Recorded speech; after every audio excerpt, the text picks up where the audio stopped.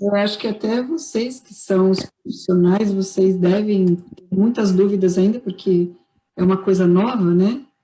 Com certeza. Tem muita coisa que ainda não está completamente respondida, né? Então a gente fica ainda procurando novas respostas. É que, Sim. por sorte, grande parte das perguntas que a gente tem agora, nessas perguntas um pouco mais comuns, a gente consegue ter boas respostas. No começo não foi tanto. Então, se a gente fizesse essa live assim, daqui um ano atrás, ia ser bem Seria diferente as diferente, respostas, né? né? Mas hoje a gente já tem uma compreensão muito melhor, graças a Deus, então a gente consegue ter uma ideia muito boa. E, esperançosamente, né, se a gente ainda vai continuar com isso por muito mais tempo, claro que a gente não quer, mas sempre estamos preparados, né, a gente vai ter respostas cada vez melhores. Isso é sempre importante. Eu acho que estamos todas aqui. Estamos em 16. Ok. Continuando, Murilo. Vamos lá, então. Quanto tempo depois de ter contato com a pessoa contaminada começam a aparecer os sintomas? Ótima pergunta. Ó, então, mais ou menos, colocando assim, uma média, 7 dias, né? A gente costuma ter um período de incubação do COVID de em torno de uma semana. Pode ser um pouco menos, né? Costuma, às vezes, até ser em torno de 5 dias, um pouquinho menos.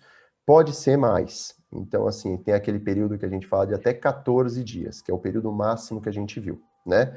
Então, na prática, depende muito do sistema imune da pessoa. Tem pessoas que eu já vi desenvolverem, assim, 2 dias após, já aparecendo com algum sintoma, muito provavelmente já tinham tido contato antes e coincidiu de ter contato com alguém que já tinha, mas, em geral, se eu tivesse que falar uma data que, assim, é bem precisa, de 5 a 7 dias, né? Em torno de uma semana, se você não desenvolveu, a chance de você ter tido pego, né, ter contato, é muito pouca. Pode ser 14 dias, mas, mais uma vez, eu acho que mais foi alguém que teve um contato depois, o único contato que soube que era confirmado era numa certa data, então acabou tendo um confundidor aí no meio. Tá. Mas nunca de imediato, né? Teve Não, não. hoje amanhã já apresenta sintomas. Não, não. Jamais. Assim, o próprio vírus, até ele entrar no corpo, entrar pela mucosa, atingir o órgão-alvo, ter multiplicação, não é uma coisa que vai acontecer em questão de horas e nem em questão de, por exemplo, um dia, 24, 48 horas. É uma coisa que demora um pouco mais, né? Então, realmente é um processo que demora um pouquinho mais. Se eu tive contato hoje, não adianta amanhã eu ir fazer um teste que não vou encontrar nada. Uhum. Falando em teste, eu não tenho essa pergunta aqui, mas aproveitando esse gancho. Existem uns testes agora de farmácia. Sim. É seguro? É seguro, né? O que depende é o que a gente tem, né? Os testes que a gente vende de farmácia, eles são testes rápidos. Então, depende, tem alguns métodos que são diferentes e tem algumas coisas que eles avaliam. Os mais comuns são o que é antigênico, né? Que ele vai procurar o vírus do COVID, o vírus SARS-CoV-2, e tem os que são sorológicos, que vão procurar os anticorpos contra a SARS-CoV-2. A diferença deles é qual?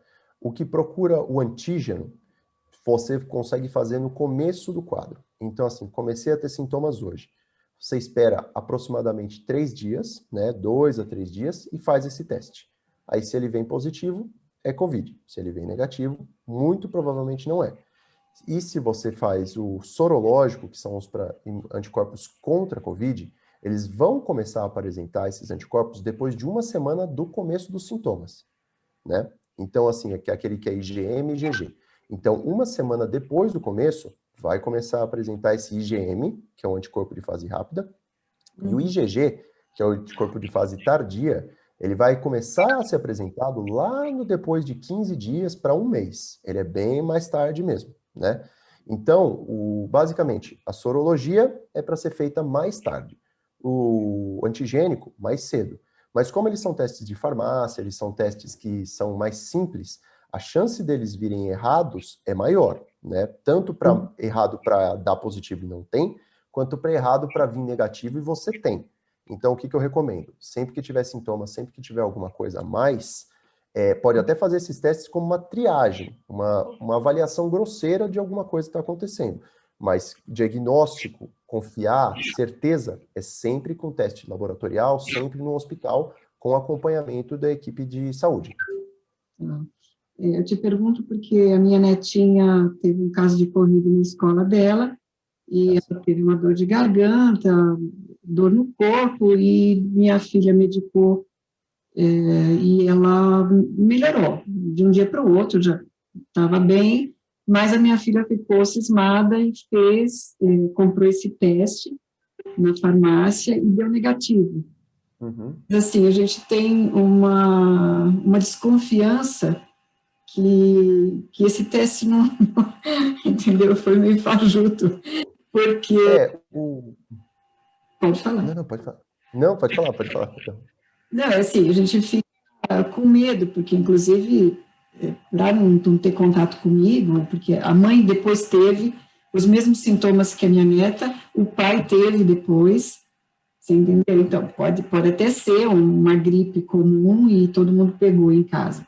Mas, por via das dúvidas, né, eu acho que, não sei, opinião minha, que esse teste não deixa a gente tão tranquila, entendeu? Entendo. É aquilo, né? Assim, ele é um teste de triagem. Então, testes rápidos são ótimos quando a gente não tem acesso aos testes laboratoriais que são mais fidedignos, que é uma coisa que é mais certeza. Então, na dúvida, eu sempre recomendo fazer um PCR, que é um método mais fidedigno, fazer uma sorologia mesmo no próprio laboratório, que os métodos de análise são melhores. Então, e sempre consultar o pessoal, né, da parte médica, justamente para saber qual o tempo da doença e qual exame que é mais apropriado para fazer. Porque é aquilo que a gente falou, não adianta pedir um anticorpo, você acabou de ter a doença. Da mesma forma que não adianta tentar achar o vírus se você já está lá na frente, porque teve lá atrás, teve há mais de 2 semanas. O vírus já não está no corpo. Não adianta eu tentar achar o que não está mais lá e o diagnóstico acaba ficando errado. Então, sempre é importante procurar atenção médica quando a gente tem dúvida. Certo, e no caso, o teste, porque faz 10 dias, no caso, qual seria o teste? Se a gente for pensar em 10 dias, eu falaria para fazer teste de sorologia, o sorológico. Porque o antigênico, ele pode detectar até 11, 12 dias, mas considerando que é um teste rápido, o método já não é tão fidedigno, a gente já está falando aí de uma coisa que a chance de vir falso negativo é muito grande. Então, eu confiaria mais nos anticorpos nesse momento, que é o que está ficando em alta mesmo no corpo. Ok. Qual a possibilidade de contrair a doença caso faça uma visita a uma pessoa infectada, mas que a pessoa vai com máscara e não se aproxima, higieniza as mãos, enfim, mas está no mesmo ambiente dessa pessoa infectada? Entendi. Isso aí, a gente tem até alguns desenhinhos que a gente encontra na internet, né, de assim, pessoas usando máscara ou não, qual a probabilidade. Se você está se expondo junto de uma pessoa infectada, num ambiente que está mais carregado, porque ela está dentro daquele ambiente, né, a chance é maior, com toda certeza. Então, vamos colocar, quanto mais infectado está o ambiente, mais risco. Então, depende muito da higienização que houve ali. Se a pessoa está ou não com máscara, faz muita diferença, porque mais importante do que a gente usar máscara se os dois estão, excelente, porque daí a chance é bem pouca. Porque é mais importante as pessoas usarem máscara para a gente nos contaminar do que a gente usar máscara para não nos contaminarmos. A máscara, ela age como uma barreira. Ela estando aqui na frente do meu rosto, toda vez que eu vou falar ou tossir, ou seja o que for, ela vai impedir que isso passe para o ambiente e contamine outros, né? Vamos supor que eu tô com uma máscara, a pessoa não. Se ela tossir, as gotículas vão vir em cima de mim do mesmo jeito. Então, eu posso me contaminar. Então, isso que é tão importante. Então, a chance existe? Existe. Mas se as duas pessoas estão higienizando mãos, limpando a mesa, usando máscara, mantendo uma distância, e o ambiente está bem arejado, então tem circulação de ar, tá bem? A chance é muito, muito pequena. Eu diria que a chance é mais fácil de acontecer da gente, por exemplo, pegando um ônibus para ir trabalhar ou em algum outro local, com certeza é mais risco do que tomando todas as precauções. Se a gente tem respeito pela doença e faz as precauções corretamente, não vai ter problema, né? O problema é justamente não fazer. Quando a gente não faz as coisas, que acaba vindo contaminação. Uhum. Ok. É porque a pessoa que contrai o Covid acaba ficando estigmatizada, né? Sim, Entendeu? acaba Ninguém tendo mais quer aquele visitar, medo. ninguém mais quer chegar perto, né? Está todo mundo em pânico. Vamos A gente sempre preconiza, assim, nesse momento que a gente está de pandemia, que a gente está tentando impedir o avanço, realmente, se a pessoa acabou de confirmar, está em período de transmissão, a gente evitar de ter contato. Agora, não tem como, precisa ter o contato, ok, a gente vai só tomar as medidas, as precauções, com toda certeza, não vai ter problema, né? eu penso nas pessoas que fazem um trabalho social, por exemplo. Sim, Então, ficam né, entre a cruz e a espada, porque como é que você faz? Eu não vou atender porque a pessoa pode transmitir o vírus para mim. não, E vamos aí, atender. É o mesmo caso que, por exemplo, eu me encontro, né? Eu estou atendendo e vendo Covid desde o começo da pandemia. Então, desde, acho que abril, mais ou menos, que a gente teve os primeiros casos lá no hospital que eu trabalho, desde então a gente está tendo contato direto. Até agora, eu não tive nada. Se eu tive, fui assintomático e todos os meus exames continuam negativos. Porque tomando as precauções devidas, não existe risco. A gente vai ficar bem tranquilo. É só ter respeito pela doença. É basicamente isso que a gente tem que ter. respeitar o inimigo, né? Exatamente. Os hospitais particulares têm previsão para disponibilizar vacinas? Provavelmente nesses próximos meses, né? Fica um pouco difícil da gente dizer com certeza, porque depende mais de ser liberado para comercialização pela federação, pela Anvisa, por outros órgãos, do que a nossa vontade de comprar, né? Com certeza, a vontade maior que a gente tem é ter essa vacina, disponibilizar, sem dúvida nenhuma. Assim, o meu desejo é conseguir vacinar o máximo de pessoas possíveis, independente de qual vacina seja, desde que seja alguma vacina aprovada, que a gente sabe que tem eficácia, né? Uhum. Então, é garantido que assim que tiver disponibilizado, vai haver para comercialização, sem nenhuma sombra de dúvida. E pelo que já foi levantado para a gente, nas últimas reuniões que eu tive com os órgãos sanitários, algo em torno desse próximo mês para o próximo. Assim, antes da metade do ano, a gente está bem esperançoso que isso vai acontecer. Boas notícias. Com certeza. A pergunta que a pessoa fez é o seguinte: tenho que ficar no hospital acompanhando meu marido, que é paciente oncológico, e quer saber quais os riscos que ela corre. O hospital não aceita pacientes com Covid, mas ela está dentro do hospital. Então, quer Certo? saber qual é o risco que ela está correndo nessa situação. Entendi. Vai depender, mais uma vez, das medidas de precaução que estão sendo tomadas, né? Como o hospital não aceita Covid, a chance de ter Covid circulante lá é menor. Ponto. Se não tem nenhuma unidade de internação, nenhuma unidade respiratória.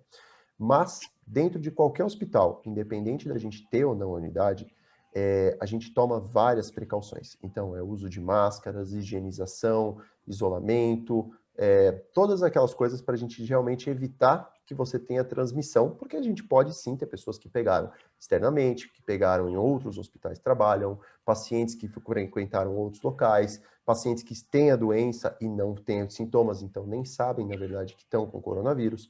Então, independentemente, sempre a gente vai ter as medidas de prevenção, né? Isso sendo dito, mesmo que o hospital tenha um setor, o setor de Covid também, ele tem todas as medidas de prevenção em cima. Todo um isolamento no local, toda uma forma de conduzir, corpo clínico específico, rouparia específica. Então, mesmo nesses hospitais, a chance de você contrair Covid por causa disso, basicamente é nula, né? A gente vai tomar as precauções e não vai ter o risco de ficar transmitindo de unidades para unidades. Lá também no meu hospital, como a gente é um dos maiores hospitais da região aí do interior, a gente está atendendo muito Covid. Basicamente, a gente tem unidades inteiras que são apenas voltadas para tratamento de Covid, mas a gente não teve nenhuma transmissão até agora para pacientes dentro do nosso hospital, seja dentro da unidade, seja para pacientes externos, E colaboradores, tiveram poucos que adquiriram, mas não eram nem colaboradores que eram tanto do próprio setor. Muitas vezes são colaboradores que pegaram até externamente. Então, pegaram no caminho para o hospital, pegaram fora. Então, o meu recado é, não tenha medo de ir para o hospital se você precisa. Mesmo que você tenha fator de risco, independente, você precisa ir para o hospital, vá para o hospital. Não deixe para... não, vou depois, estou com medo, porque a doença que você tem, seja por causa que é respiratória, seja por coração, seja por câncer, principalmente, vai se agravar, né? E ela pode ficar pior do que qualquer coisa que você pudesse pegar dentro do hospital, né? Então, outras bactérias continuam existindo, outros problemas infecciosos sempre vão existir dentro do hospital. Mas as medidas para prevenir, eles sempre vão existir também. Então, a moral da história é, não tenham medo, vão e façam tudo o que for necessário. Todas as medidas para prevenir e para proteger vocês vão ser tomadas. Mas também, se puder evitar, melhor, né? Sim, se não precisar ir, por exemplo, estou me sentindo um pouco mal, mais leve, só uma gastrite, uma coisa assim. Se você pode ficar em casa, tomar um remédio em casa, ok, sem problemas. Tem uma consulta, mas é uma consulta de rotina com o meu clínico geral que eu vejo uma vez por ano. Então, assim, pode esperar? Espera um pouco, sem problemas. Agora, é uma consulta com o meu cardiologista, eu preciso ir porque eu preciso ajustar a medicação. Tem que ir. Eu consulta com o oncologista, com certeza tem que ir. Né? Se é uma consulta que é importante, é para controlar uma doença, para fazer o acompanhamento, com toda certeza, é muito importante. A gente não pode deixar a saúde de lado por medo de alguma coisa. A gente tem que, mais uma vez, ter respeito pela doença, usando sem problemas. Ok. Fazer tratamentos dentários tem algum risco? Em geral, não. Assim, isso não tem nada específico para a gente pensar em Covid e tratamento dentário que aconteça, né? Não tem nenhuma correlação direta, então eu acredito que não, a menos que, assim, esteja com sintomas, esteja sentindo alguma coisa, esteja com alguma complicação, aí eu falaria para esperar um pouco, para a gente fazer. Mas caso contrário, não, sem problema não. Tá assintomático, pode fazer o tratamento que for, não tem risco nenhum. Ok. O neto voltou às aulas presenciais e uma aluna da mesma classe testou positivo. O último contato deles em sala de aula foi no final de fevereiro, 26/2. Até o momento, todos assintomáticos na casa dessa pessoa. E a escola estabeleceu um isolamento de 10 dias. A pergunta é se está correto. Está correto. Né? O que a gente faz? O isolamento que a gente tem, quando a gente tem algum contato, algum paciente que tem Covid, que tem essa necessidade de quebrar a cadeia de transmissão, é em torno disso, é de 10 a 14 dias, né? Inicialmente, a gente fazia sempre de 14, mas aí a gente viu que quadros leves, então pacientes que não tiveram necessidade de intubação, tiveram necessidade de internação prolongada, 10 dias é o suficiente para a gente não ter mais transmissão viral, né? Então, a ideia é justamente essa. Você teve um caso que veio positivo. Você pega todo mundo que teve contato direto, isola essas pessoas por esse período de transmissão. Acabando esse período de transmissão, ótimo. Mesmo que elas tivessem sentido alguma coisa, elas não vão transmitir mais. Então, sem risco. Aí a gente impediu que a doença seguisse o curso dela. É o que a gente quer fazer para acabar com a pandemia. Uma pessoa que deixou de passar Covid para outra, matou a pandemia nela. Ficou tudo tranquilo e a gente conseguiu dar um passo a mais para acabar com essa história toda. Ok. Meu pai, que tem 80 anos, está internado há 44 dias por AVC. Está debilitado e precisando de auxílio de ventilação. É recomendado que ele receba a vacina no hospital ou somente depois que se recuperar? Com certeza é recomendado que ele tome essa vacina quando ele se recuperar, né? O que acontece? A vacina, ela não é uma coisa que vai curar a doença, ela não vai agir contra a doença, ela é um preventivo. Então, quando a gente usa uma vacina, a gente usa para prevenir que alguma coisa vá acontecer. Vamos supor que a gente tem, então, um paciente que está sob ventilação mecânica, que muito provavelmente está usando corticoide, que está usando várias outras drogas que vão interferir com a nossa ação do sistema imune. Fora que um paciente, a gente tem uma coisa que no doente que a gente chama doente crítico, né, que é esse paciente que está mais grave, com ventilação mecânica, o sistema imune deles fica muito, muito comprometido, né? O nosso sistema imune, ele não funciona da mesma forma, por todas as medicações que a gente tem que usar, por todas as drogas, por tudo o que está acontecendo, toda aquela inflamação no corpo. E isso daí prejudica muito o efeito da vacina. Então, se eu dou uma vacina num paciente desse, não vai ter gerar a imunidade que eu quero na vacina, não vai funcionar, né? E mais do que isso, se eu usar uma vacina num paciente desses e tiver algum efeito colateral, tiver algum efeito adverso, eu não vou saber se é por causa da vacina ou se é por causa da doença que o paciente já tinha, né? Então, com toda certeza, nesse caso, precisa esperar. Então, a gente espera e depois toma. Da mesma forma que todo mundo que teve Covid também vai ter que ser vacinado. Isso é bem importante de dizer. Não é porque você teve Covid que você não vai ser vacinado. Vai. Só que, como teve Covid, vai esperar 30 dias e aí vai vacinar. Por que 30 dias? Por causa que, pode ter algum efeito residual do Covid, que a gente não quer que confunda com nada da vacina. E 2, quando a gente já tem os anticorpos que estão em alta, não adianta a gente colocar mais vírus para fazer mais anticorpo. O corpo não reconhece dessa forma. Então, o que a gente faz? A gente espera esfriar o processo todo, a gente apresenta o vírus de novo, sobe mais anticorpo, porque daí o corpo entende que aconteceu de novo, gera mais defesa. Depois a gente faz o reforço da vacina, ainda mais defesa. Então, com isso, vai gerando cada vez mais uma rede de defesa que vai garantir que a pessoa não vai ter novamente a doença. Mas jamais fazer em cima da doença. Não tem efeito nenhum. Ok. As pessoas que têm tipo de sangue O positivo ou negativo são mais resistentes ao contágio do Covid? Isso é uma coisa... não, o pior é que isso daí é verdade, né? A gente tem alguns estudos que foram levantados que parece que sim, tem algum grau de proteção.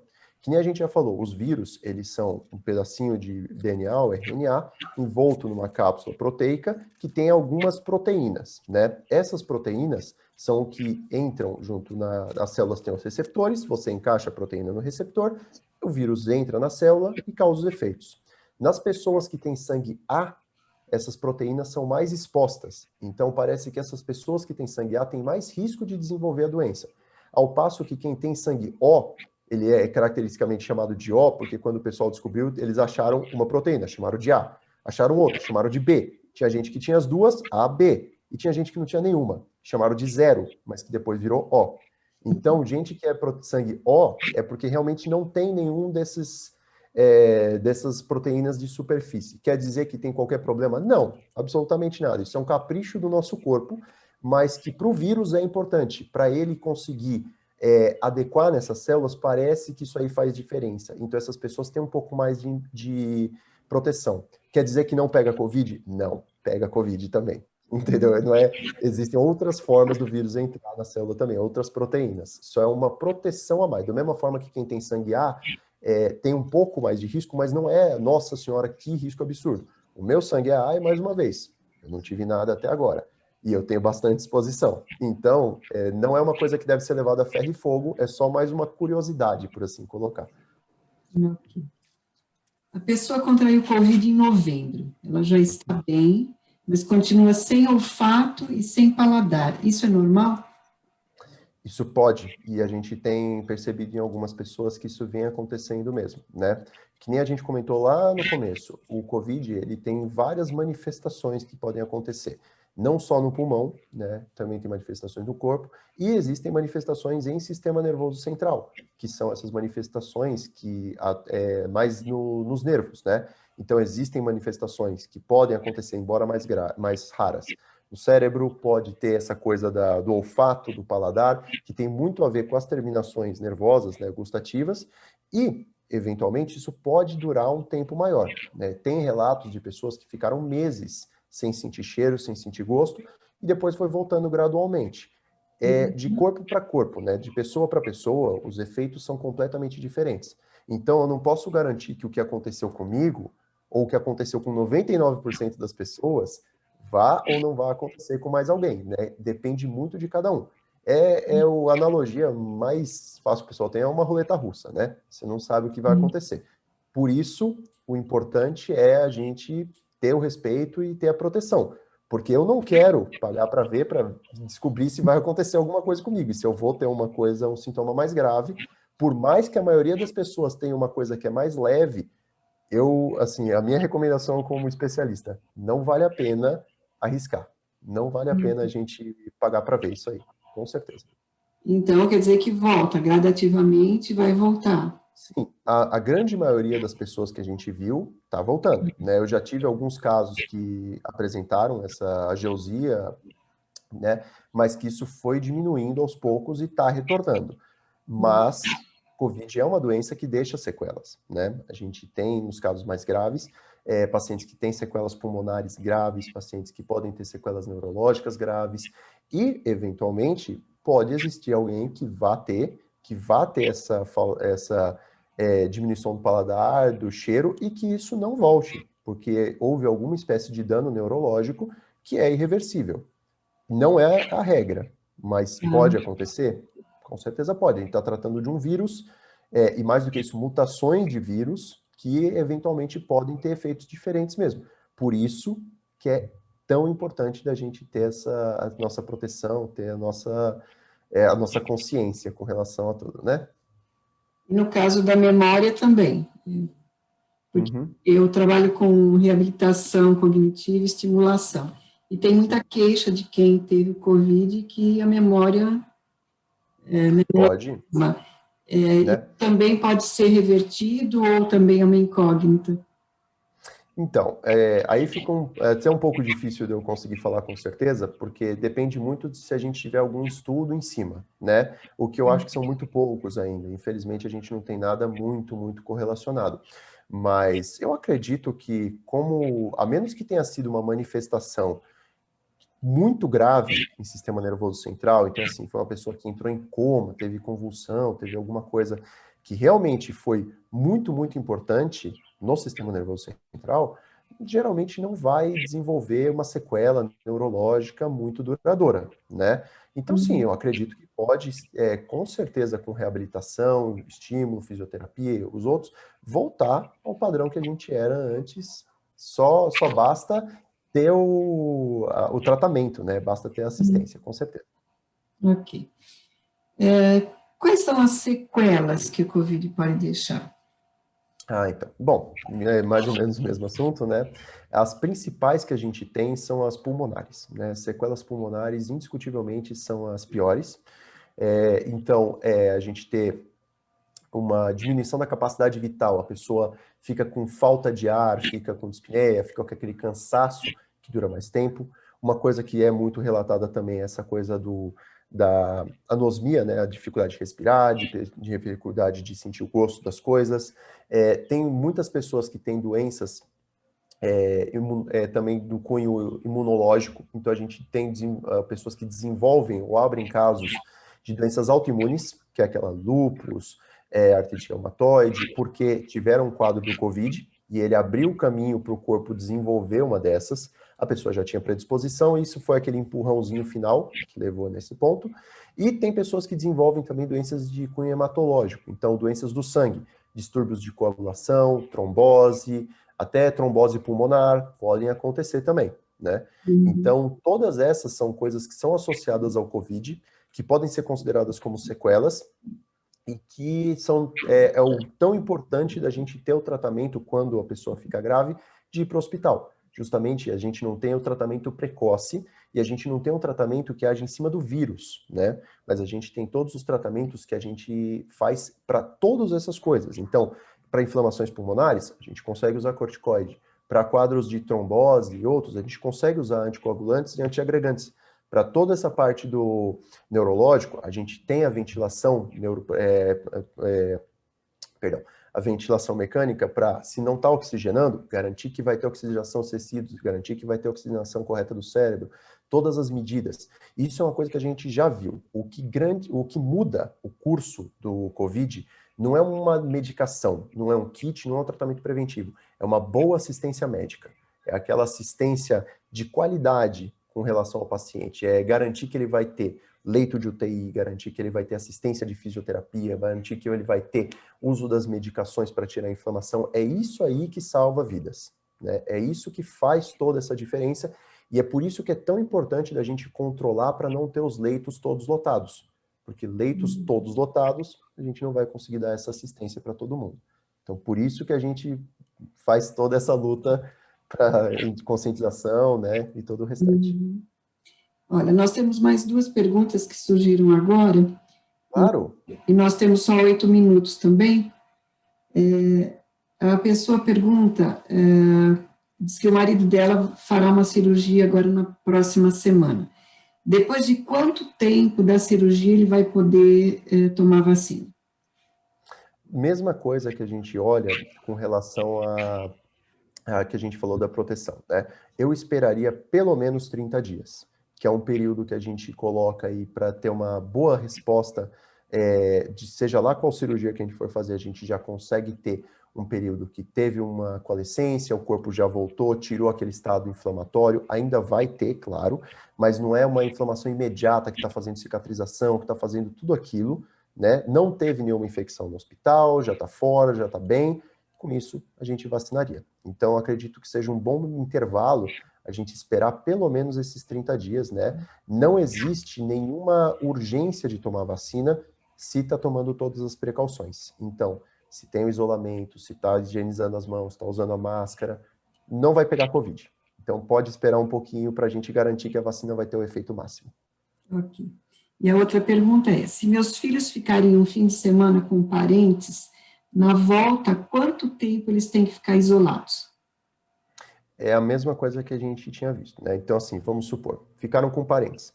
Você começa a contar do dia que eles voltaram, mais ou menos 10 dias, para a gente ver se durante esses 10 dias vai desenvolver alguma coisa, sendo que a maior chance é desenvolver entre 5 e 7 dias, né? Ter algum sintoma. Na prática, é muito difícil da gente isolar pessoas que moram no mesmo ambiente, né? A gente sabe que, assim, se a gente mora numa mesma casa, o mesmo núcleo familiar, por mais que a gente tenha uma casa enorme, que tenha quartos separados, que tenha muita ventilação, a gente vai se encontrar lá dentro, a gente vai acabar usando banheiros que são próximos, a gente vai acabar tendo compartilhamento de um ou outro item que às vezes nem pensou, porque, assim, usou o mesmo computador, ou acabou bebendo num copo que achou que estava limpo e não, estava lá. Então, assim, o isolamento dentro da própria residência é muito difícil, né? O que eu recomendo? Que se tem algum risco, se acha assim, ah, não, pode ser que a pessoa lá tenha, ou eu tô com medo de que pegue, é justamente ou não ter exposição, né, não ir, ou se tem que ir com todas as precauções que a gente já discutiu, que é o mais garantido. Uma vez dentro de casa, até pode tentar esse isolamento, mas assim, por experiência própria desse último ano e alguma coisinha, é muito, muito difícil de ser feito, né? Por exemplo, eu e a minha esposa, a gente mora numa casa que tem 60 metros quadrados, então como é que eu consigo ficar isolado dela? Não tem como. Então, a gente se protege antes de vir para cá para garantir que aqui está tudo protegido. A gente considera assim, a casa é um ambiente limpo, o resto é sujo, né? Então, aqui a gente vai tentar sempre vir limpo para cá para evitar que aconteça qualquer outra coisa, né? Ok. Bom, eu acredito que vocês ainda têm algumas dúvidas ou não? Alguém ainda gostaria de saber alguma coisa? Estela, sim, né? Eu só não vou abrir agora, porque nós temos 5 minutos e vai ficar muito deselegante se a gente derrubar o doutor Murilo antes da gente se despedir. Então, depois você me passa, tá, Estela? E mais alguém que queira perguntar alguma coisa, e eu passo para ele e depois eu Com transmito. toda certeza. Ali só me passar, todo mundo, qualquer dúvida, eu vejo aí, eu respondo, a gente responde por áudio, bonitinho, explico direitinho o que for, e sem problema nenhum. Com toda certeza, assim, o mais importante, que a gente já falou, é difundir conhecimento, entendeu? A gente só ganha disso daqui com conhecimento, é saber, é evitar fake news, é evitar qualquer coisa disso. A gente precisa ter respeito e a gente precisa ter essa busca pelo correto, né? Então, por favor, em tudo que eu puder ajudar, não interessa, não existe dúvida idiota. Não existe pergunta idiota. Isso é mentira, entendeu? Pode perguntar qualquer coisa. Eu já falei aqui, não interessa, pergunta de novo, não tem problema. Entendeu? Eu tenho prazer em poder ajudar nesse quesito. Então, por favor, gente, o que vocês quiserem saber, sintam-se à vontade, tá? Bom, eu, em nome do grupo, eu agradeço a tua disponibilidade, a sua generosidade, né, de estar aqui a essa hora ainda respondendo as perguntas, mas você está fazendo a sua parte social, né? Eu gostaria que despedisse, então, e deixasse o contato, se quiser, né, para, não é o número do telefone, mas caso alguém queira te procurar no hospital, eu não sei como é que é isso, se você atende, onde você atende, então, deixa aí as suas considerações finais, por favor. Claro. Então, assim, a consideração maior que eu tenho, né, é realmente com relação a isso, é para todo mundo sempre procurar se informar, sempre procurar fazer, assim, justamente essa iniciativa que você está tendo, Zuleika, é fantástica, e assim, é trazer conhecimento. Então, é a gente sempre procurar esse conhecimento. Então, tem uma dúvida? Procurar em fontes oficiais, falar com um especialista, falar com o pessoal para ter uma resposta que, assim, é garantida que vai funcionar. A gente tentar procurar não se informar por, às vezes, mensagem de WhatsApp, porque chega muita coisa que está errada e a gente acaba tendo uma ideia errada do que acontece e se perde, né? E acaba ficando com muito mais medo do que deve, ou pior ainda, ficando com total desrespeito pela doença, né? E é isso que causa, assim, se a gente desrespeitar isso aqui, isso vai continuar, não vai melhorar nunca, né? Então, o que eu deixo é isso. A gente não precisa ter medo, a gente não precisa desesperar e falar, meu Deus, a vida acabou por causa do vírus. Não, mas a gente não pode ser displicente com relação a ele. Tem que ter respeito. Respeito é a palavra maior que a gente precisa aqui, é respeitar isso tudo, né? Com relação ao contato lá do hospital, como eu estou na CCH, que é aquilo que a gente falou, a gente não está tratando diretamente, Não né? atende Então, eu não tenho muito um consultório, uma coisa que eu estou atendendo, mas se alguém, porventura, precisar, claro, assim, no nosso hospital, lá, o Novo Atibaia, está de portas abertas, e quem precisar ir, estamos lá, e se precisar de consulta com infectologista, eu estou lá e eu vou auxiliar. Então, vai ter todo o suporte, sempre que necessário, sem problema nenhum. E, claro, se precisarem de qualquer coisa, só falar para você, passa para mim e a gente responde sem problema nenhum, sempre, sem problemas. Ok. Muito obrigada, meninas, meninos, obrigada pela participação e nós nos encontramos no grupo, tá bom? Tchau, boa noite para vocês. Obrigada, Murilo. Obrigado. Muito obrigado e obrigado pela oportunidade.